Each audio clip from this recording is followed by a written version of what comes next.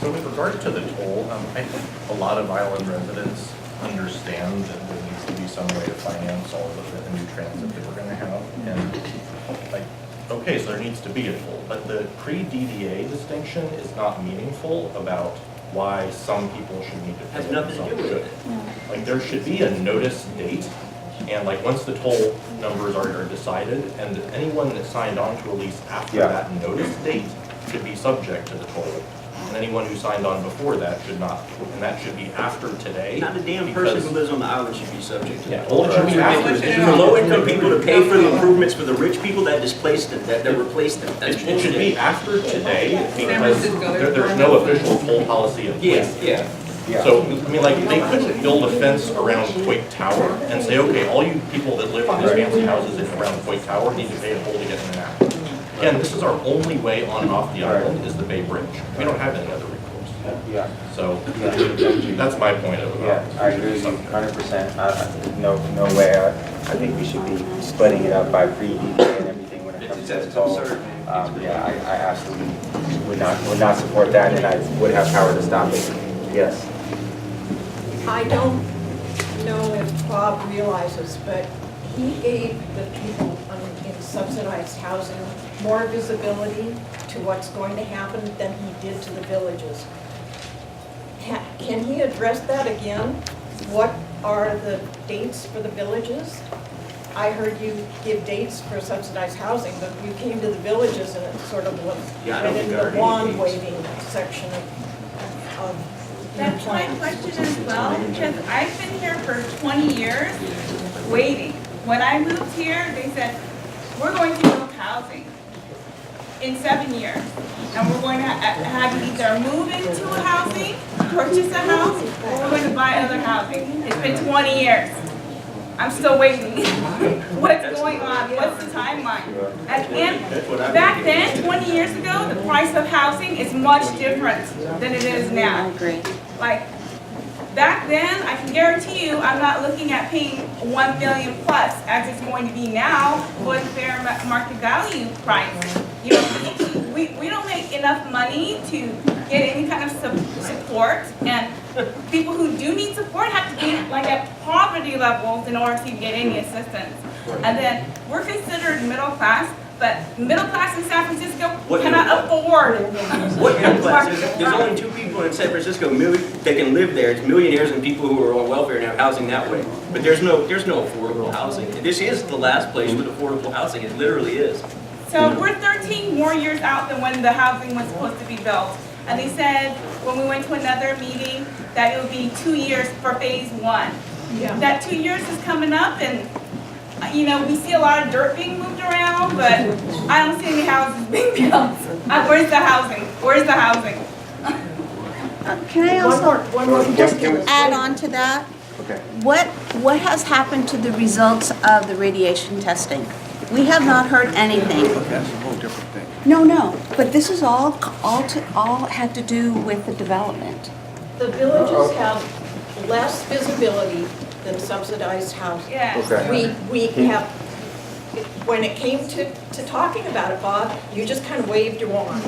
You said all the villages and you mumbled off and that was it. Okay. All of the pre-DDA households, over the last year, you should have met with a relocation advisor who talked about your potential benefits. In terms of the schedule for housing construction, one of the things we're going to be highlighting at next April 13th, April 10th, at the next HIDA board meeting at the gymnasium on the evening of April 10th. The first housing on YBI, they're going to begin the site work, rough grading this next month. And the first housing here on Treasure Island is expected to break ground March of 2020.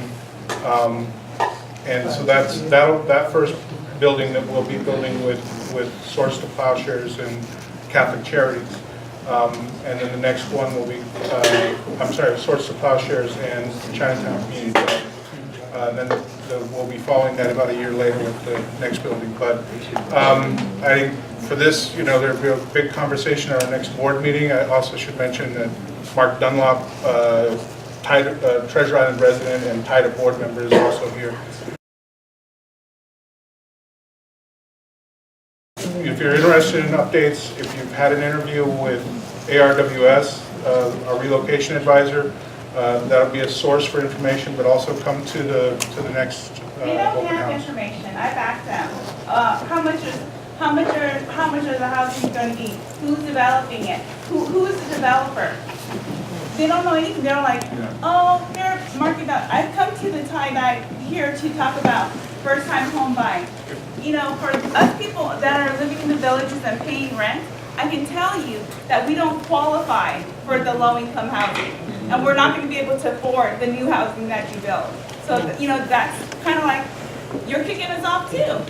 So just staying on this, so you met with a housing counselor, Yes. but they couldn't really tell you They much that didn't was tell of us value? anything. Affordable housing, $135,000 to What's affordable housing? $165,000 a year. Okay, I just want to just make sure we address this around Yeah, people who live in the my question villages. is, what does Treasure Island and the people who are developing this island, when they build those houses that, you know, we were supposed to be potentially moving into, what do they consider affordable housing? You know, because to me, a house that's 1.2 to 1.5 is not affordable housing. Right. And when I ask someone at the meeting, they're like, oh, it'll probably be like 2 million or up. That's ridiculous. I've been waiting 20 And they're years. not offering any type of enough assistance of any kind. I want to Right. piggyback Okay, on that. all right, let me That's just, my point. I'm gonna come to you right afterwards, let me just, I agree with her, first of Okay. all. My daughter is a teacher. She was here pre the deadline, whatever that date is. She has talked to the counselors. She earns just a little bit too much to qualify for housing. She talked to the counselors about the rental. There's 3 of us living in the house. We're the parents. They told her she could have 1 bedroom. And it's gonna be at the same rate that she's paying for a 3-bedroom right now. Yes. So Wow. come on. That's not accurate. We should I have just wanted to add on to that because I met with the relocation. Matter of fact, my name is Paris Hayes. My wife and I have been here 15 years. We met with the group. And when we went into that group, Yeah, a little met with the relocation advisory group. And when we went into that group, their questions to us was, well, how much do you make? Do you want to rent? Do you want to buy? And we were like, well, we would like to have the option of both, but how much is a house? Well, we don't know. We can't tell you that. But what they wanted from us was our guarantee that we were committed. But they're not committed to the I just residents, know how much it costs. right? We don't know anything. We're all in the dark, day by day. So as far as communicating to the residents, they're not. Not only that, they need to communicate because we're such a diverse group here. They need to communicate in Cantonese, Chinese, Russian, Spanish, because a lot of these residents are not being reached. And there would be a whole lot more in here if they did communicate to these residents. So I don't think they're doing a really good job in doing that, as well as expressing what the future holds for us. yeah, so. Yeah, hi.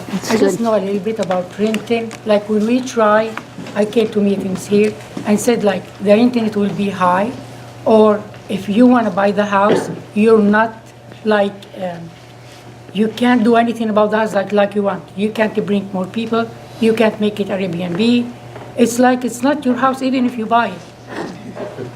And if you have like 5 This people is with. what the housing council? Yeah, the house, and they were saying it here in this building. And they said like, if you have like 3 bedrooms, you're gonna have 2 bedrooms. If you have 2, you're gonna have 1. Right. And it's like, you don't know what to do. And they said first like, this is radiation, everybody had to leave the island, and now they're gonna develop the island. We got lost. They make lots of people leave the island because of radiation. Now they said it's not radiation. We're gonna build things, new things. And we can't do anything about the house that we're gonna buy.